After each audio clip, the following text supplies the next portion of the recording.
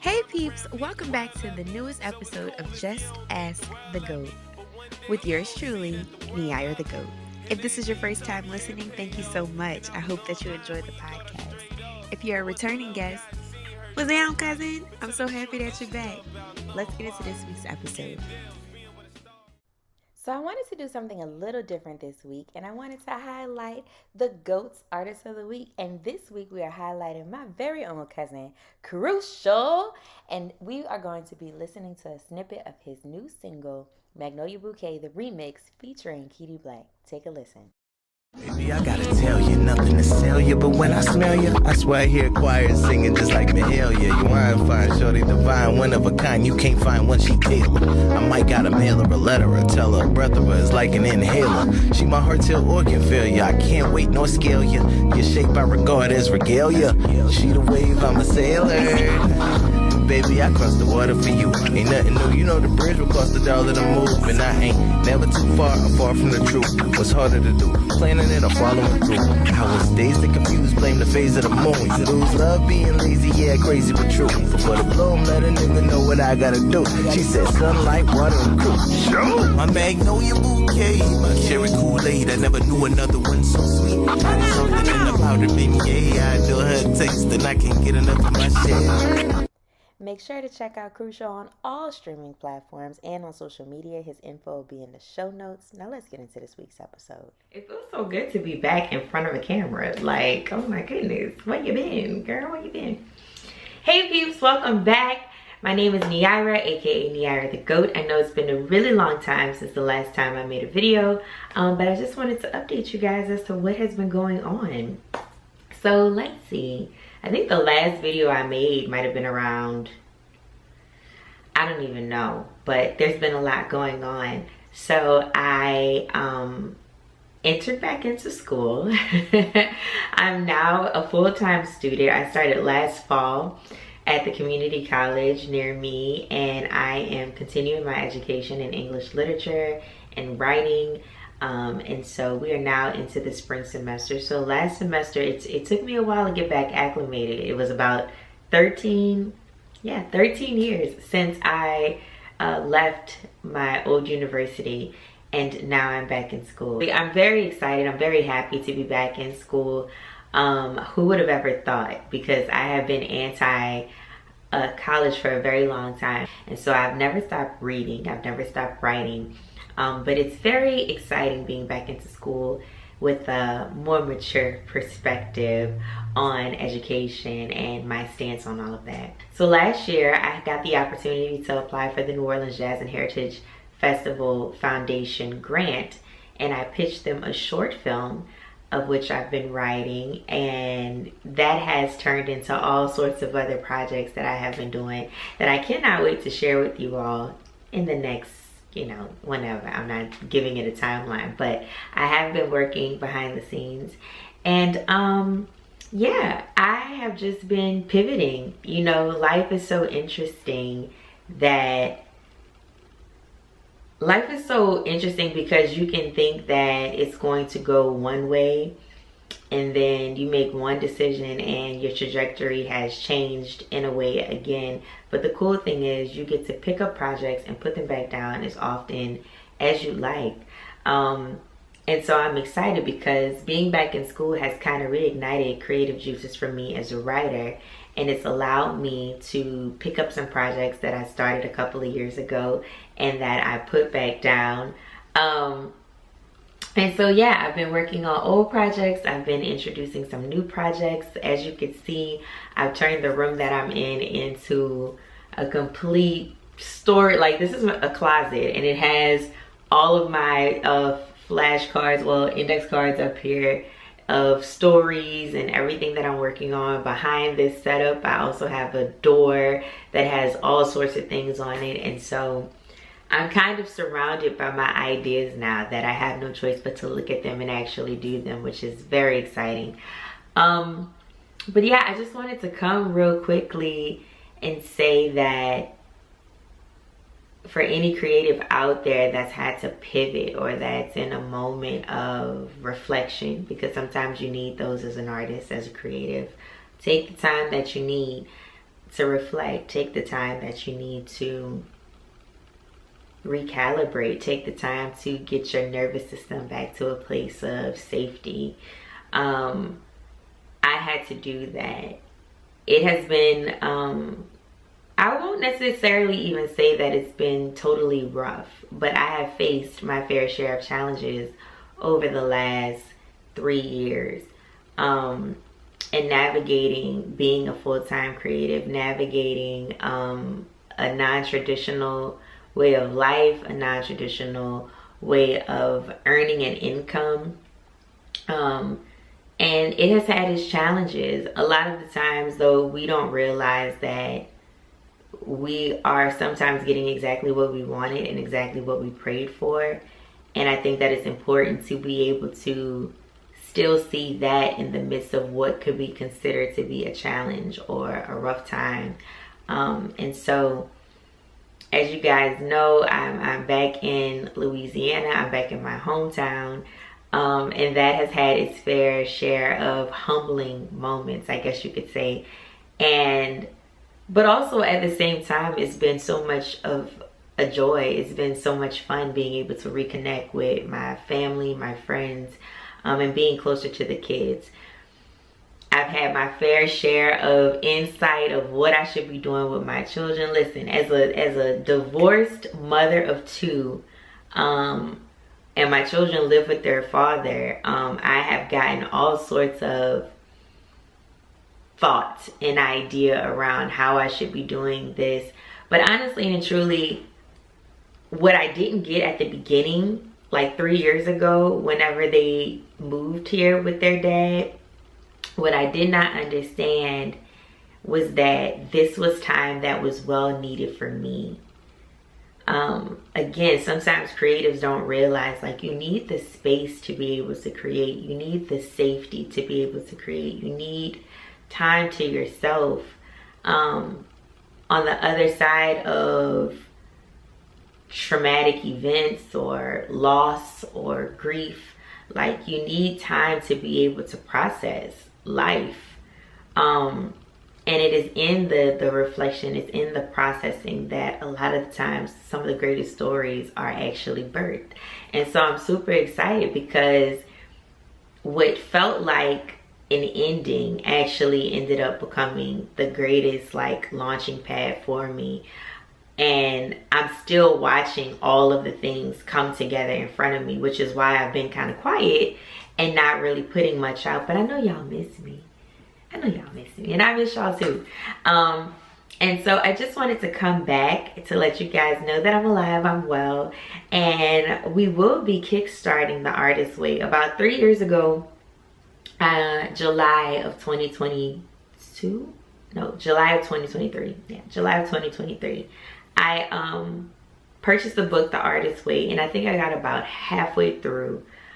Because all kind of shit happened. It was like literally after doing the first prompt, I got into a car accident, and that kind of trickled all kind of other things that I've had to deal with ever since then. But I want to revisit it again, and I want to take you guys on a journey with me to revisit it again and to see what I've learned from then to now, the things that I'm learning. And I hope that you guys would also, as creatives, like to embark on this journey with me. It's so funny that Doechii had a video that went viral after she won her Grammy about how she was completing the Artist Way. And I never watched any of her videos, but it's just so funny to me how many artists turn to this literature to be able to help them on their path. And so I feel like it could help me. I feel like it could help you. So if you guys want to go ahead and purchase your copy of The Artist Way, it's by Julia Cameron. We'll be working through that together, and you'll be working through some of my other projects with me. I know that you guys probably are wondering, like, oh my gosh, like, she started with the docu-series and then she stopped. It's just, listen, when you are an independent creative on a limited budget, you know, for yourself, and you're doing everything, my friends and I joke all the time, like, I'm trying to create Tyler Perry Studios on a MacBook Pro, an iPhone, and a little digital camera that was gifted to me from my sister. And I have so much footage, y'all. Even with an external hard drive, my computer is like always going into overtime, and it just takes so long when it's just me. You know, when it's me operating as the director, the producer, the talent, the lighting, you know. And it was getting overwhelming. And also I had to realize that you don't have to rush creation. You don't have to rush whatever it is that you're creating. And I was putting myself on somewhat of an unrealistic timeline of when I thought this could be done or when I thought this could be completed. And I just was getting burnt out, honestly and truly. I still have some things in the works, so you'll see them as they trickle out. But I've decided to approach my creativity from a totally different mindset. It reminds me of this concept that I kind of bounce back and forth all the time. And it's having a wealthy mindset and a lack mindset. And sometimes as creatives, we don't realize, it's like when we put these unrealistic timelines on ourselves, when we deep down feel like we have something to prove to other people, we can rush the work. And by rushing the work, you burn yourself out. And honestly and truly, it's like, for me, I can't speak for all creatives, but I'll say for me, I no longer want to create from a place of lack. I no longer want to create from a place of feeling like I need to rush things. I don't want to create from a deficit. I want to create from abundance. I want to create from fullness. I want to create from a healed place, not from a broken place. And I can honestly and truly say, from the moment that I started my podcast, did the email marketing, started the YouTube channel, even whenever I first started doing the docu-series, there was still like this underlying feeling of rushing, this underlying feeling of trying to prove myself this. And you don't have to rush your creativity. It doesn't matter if I decide to write every day or if I go on a non-writing hiatus for 2 years. That still doesn't take away the fact that I am a writer. That still doesn't take away the fact that I am a creative, that I have created things, that these things that I've created are already outliving and will continue to outlive me. There's proof of everything that I've ever done already. And so this is like a segue into something that I was kind of thinking about turning into a podcast. But it's your self-identity and your self-concept. I have realized, and I think I made a podcast on this a while back when I was talking about identity and how sometimes we can want to, when we don't know who we are, we will grift to certain identities. And so for me, I'm a Black woman, I'm single, I'm divorced, I'm a mother, I'm a single mother. You know, at one point I was director of creative productions for this amazing hair company. I've been on reality TV. These are just things that I've done, you know, but like who I am at the core as it relates to my creativity and as it relates to my career, I am a storyteller. I was having a conversation with my cousin Crucial about a couple of weeks ago, and he was reminding me of someone that I met a year ago, right? And he was like, oh, you'll never believe who I talked to today, such and such asked about you. And I was like, oh my goodness. And this is a very prominent person in the music industry that like remembered me from one encounter a year ago. And when I was reflecting on the conversation I was having with my cousin Crucial, because I was like, damn, that's so cool that they remember me. But then I was reminded of when it was time for me to be introduced to this person, how I was fumbling over what to say. And it wasn't because I was starstruck, but it was because there's still been a certain like underlying level of uncertainty within myself of recognizing who I am, what I do outside of a company, outside of any financial backing, or like I had not fully stepped into and embodied being a full-time creative entrepreneur. And I don't know like what, I think that maybe because I didn't have consistent income, or maybe it was because at the time I wasn't working on a particular project, I still wanted so deeply to tie myself to something outside of me to make the correlation and to have visible proof or viable proof that I am who I say that I am. But I had come to this realization over the last couple of weeks. I am because I am.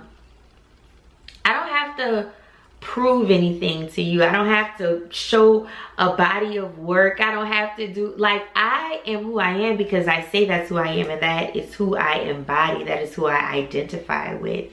And it wasn't that last year I wasn't doing all of the things. Actually, last year I was probably doing more as it related to my career than I do now. I doodle. Like, I go to class, I write a little poem daily, I have a little writing prompt, and other than that, I go about my everyday. I'm not overthinking content. I'm not overthinking what I'm supposed to do, what I'm supposed to produce, how am I supposed to show up. I just do it. And every day it feels more and more freeing, but it also makes me feel more and more confident every day. And one of the affirmations that I have for myself is that, Neira, you've already done all the things. I don't know what else I could possibly do to prove to myself that I am who I say that I am.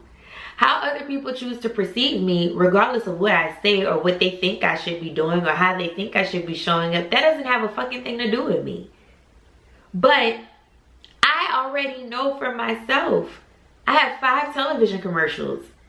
I have over 30 something scripts that have been used for a company. I have a web series that I co-wrote and helped produce that's currently on my YouTube channel right now. I have all these other writings and ideas and things all around me. I consult other small businesses. I've written copy for their websites. I've directed their digital content for social media. I don't need to do anything else. I'm finally at that point where I realize there's nothing else that I need to do other than simply believe it for myself. And so I say all of that to share with any creative that's out there, any entrepreneur that's out there. Stop being so hard on yourself. Like, stop overthinking it. Like, you are already doing it. You are already being it. And you have to just allow your mind and your body to come into full and complete alignment with that which you know that you are. Yeah. So anyway, that is the update, y'all. I'm writing, I'm creating, I'm not rushing. And I do want to be more consistent and bringing back my podcast, though, because I still love my community and I love what I've built so far. It is a blessing to have over 20,000 followers on Instagram. It's a blessing to have over 8,000 followers on TikTok. It's a blessing to have almost 1,000 subscribers on YouTube. It's a blessing to have an email list that I can send out and a whole year can go by and people still reply. People still reach out to me. It is a blessing to be Neira. It's a blessing to share. It's a blessing to create. And again, I just don't want to take any of that for granted. But I also have learned to do what feels natural, to do what feels right, and to post when I feel aligned to be able to do those things. I don't owe anybody anything. The only person that I owe anything to is myself and the children that I birthed right now. But I have to just show up in the way that feels most natural for me. And for that, I'm super grateful. But anyway, you guys, go forth. Be great. I will come back to you with the first chapter of The Artist's Way. So I'm going to give y'all about a week to go ahead and get your books. I have it right here. Go ahead and get your copy. And we'll be starting this back up in the next week. So if you don't already, follow me on social media at Neira the G.O.A.T, or you can follow the podcast Instagram, Just Ask the G.O.A.T. And I'm starting a Substack. I have been writing so many things in my class, and I feel like it's worthy of sharing. My classmates enjoy it all the time, and so you can subscribe to my Substack and follow all of the creative things that I do. Again, thank you guys so much for always rocking with me. I want to shout out all of my friends. My friends are awesome. Y'all know that, and I'm not even finna go into all of the names, but there are people that follow me on social media that I have yet to meet in person, that are always reposting, that are always sharing. So shout out to D, shout out to Inika, shout out to Shelly, my girl Shelly, always commenting. I appreciate y'all so much. Shout out to the Wonder Twins, Brandon and Jada. I love y'all so much, seriously, honestly and truly. Anybody that I miss, just know it's all love. And shout out to my sister, Rose Baton Boutique, who's always keeping me laced. I actually have on an outfit underneath here. I'm about to film some TikTok videos for her. Saret, I love y'all. I really, really do. And I just wanted to put something out there, you know, and I'm not editing this or nothing, none of that. Just listen. I love y'all. So anyway, make sure to like, comment, and subscribe. Hey peeps, thank you so much for tuning into this week's episode. I hope that you were able to find a jewel that you can keep with you every day or put it in your back pocket for a later date. If there are any topics that you'd like for me to discuss on the podcast, please feel free to shoot me an email to Neira the G.O.A.T @gmail.com. Remember to like this episode, share it with a friend, leave a comment, give it a rating, whatever floats your boat. Go forth, be great. Always remember, what you're seeking is seeking you too, and everything that you need is already within you. So go within.